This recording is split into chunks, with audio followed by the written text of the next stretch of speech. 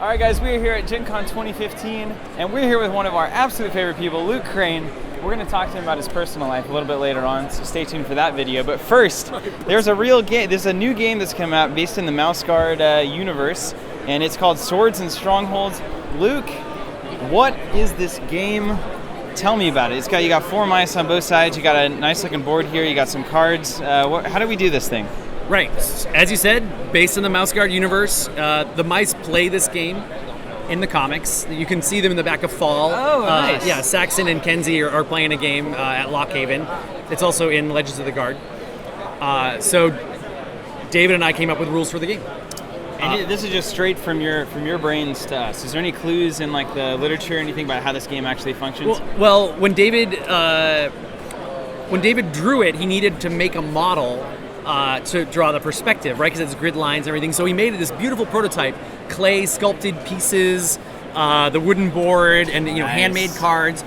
So I was at his house about 18 months ago. He busted that out. He's like, we were talking about some other stuff. And he's like, I want to show you this. He pulls out this beautiful prototype, and I was like, okay, cool.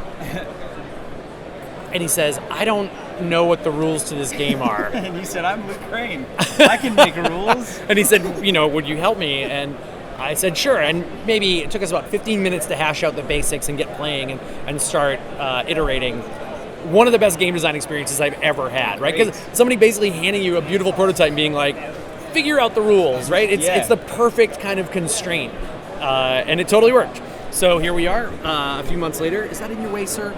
Sure. I was trying to kind of work around it so you look a little awkward. It was nice advertising for you. I wanted to keep the box, so it's all for you, man. It's all for you. Tell us how this works. So is this like the setup? Are they really attacking like to start out? So it's a light strategy game. That's what we call it, right? 2 players, and it's a chess-like where you're moving along the grid.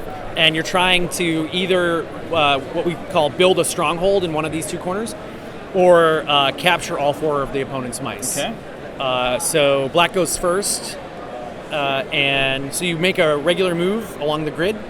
In either of the cardinal directions. Yep, and all 4. Front, back, left, right. Yep. And so in this case, I can't move through a unit or a pawn. So I move forward here. That's my only option. And let's say then, so you get a hand of 3 cards at the beginning of the game. Are they always the same 3? No.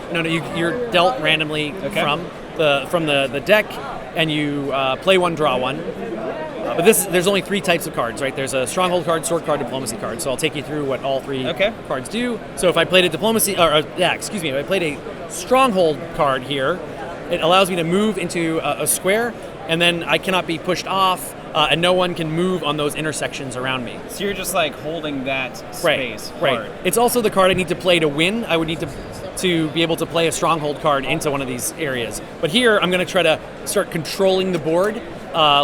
Maybe lock this side off so I can begin an attack up this way. Beautiful. However, nothing goes according to plan. Yes. So perhaps you decide to advance this mouse on your first turn and then play the diplomacy card. It's not required to play a card. It's optional, but in this case, it's a good move. You have me kind of forked with the diplomacy here. So diplomacy attacks the nearest opposing mouse, and you count by squares. So 1, 2, 3 for the stronghold, and 1, 2, 3. This mouse is considered to occupy all 4 for this mouse. So you can choose either one. Okay. If you attack the stronghold, you pull the stronghold down, or you talk me out of the stronghold. All right. Right. So and then you get to choose where I end up. So I play the diplomacy card. I choose where your mouse ends up. On which intersection, right? So that's if it's against a stronghold. If it's against a mouse pawn that's not in the stronghold, then we swap places. Oh, no. Right. Beautiful. Okay. There's a third card, the sword card.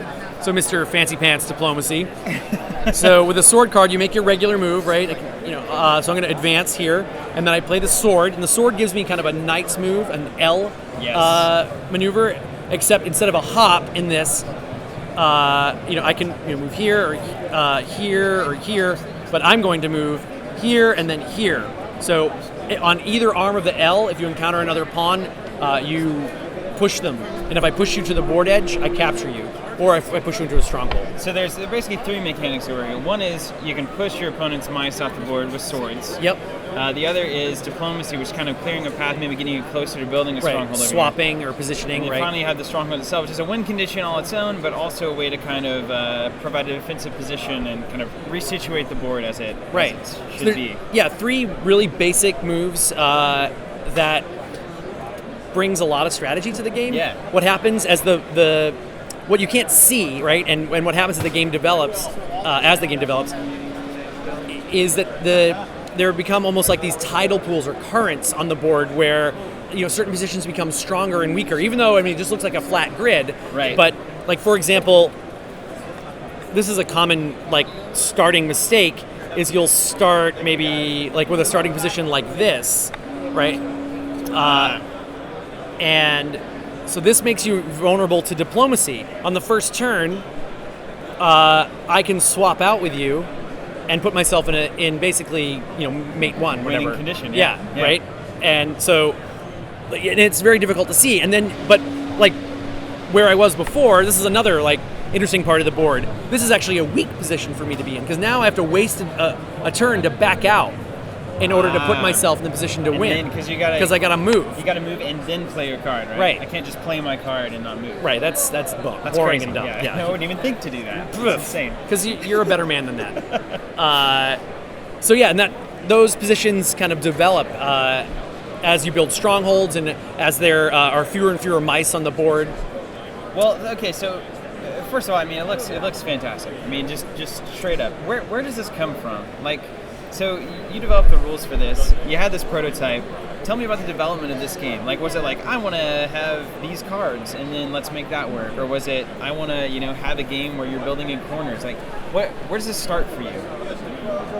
Well, David and I wanted to build kind of a folk game or a traditional game where a game that would you could lose the box and lose the rules, but as long as you had the components to sit on the shelf, you could pull it down, remember how to play, and go from there. So.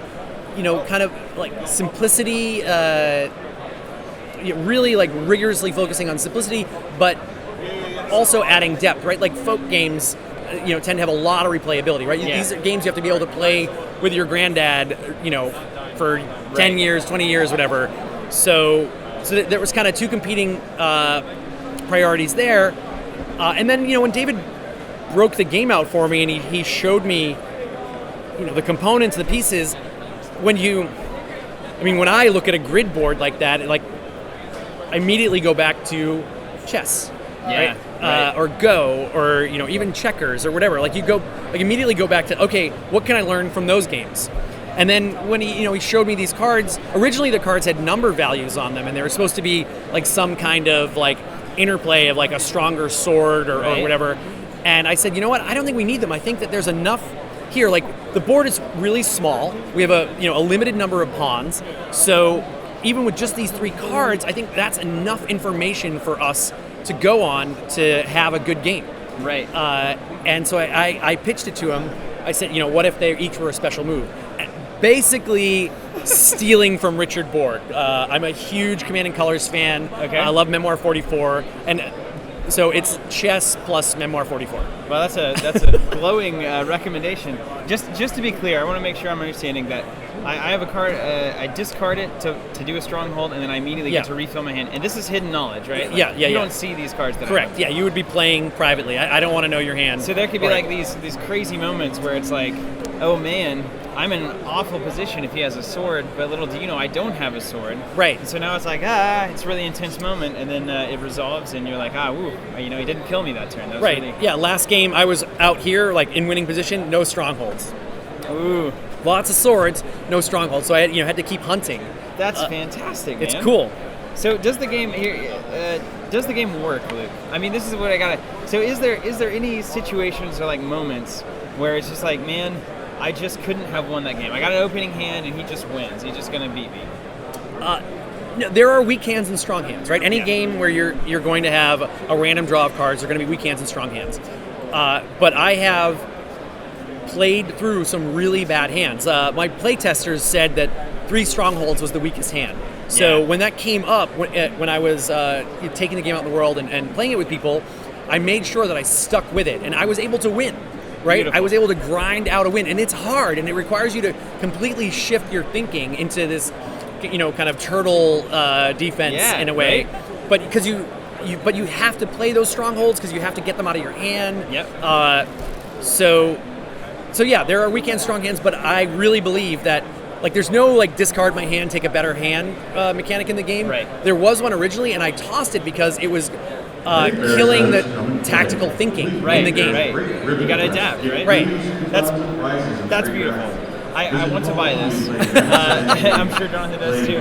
But first things first, if people out there want to buy it, you guys, which you should at this point, if you're any kind of a fan of games or just life or fun or anything in general, where do they go to do that? We will have it available at burningwheel.com probably in about 2 weeks. We're fulfilling our Kickstarter rewards now, and we always want to make sure that our Kickstarter backers get their stuff first, and then it'll go on sale to the general public after that, and then it'll be in stores probably end of September. Beautiful. Luke, thank you so much. This is Swords and Strategy, or Swords and Strongholds. Burning Wheel Headquarters puts this out. It's a beautiful looking game, and you guys should really check this one out. We got more coming with Luke, all sorts of personal stories. He's going to reveal everything to us. So catch that video as well. We got more from the con, guys. Stay tuned.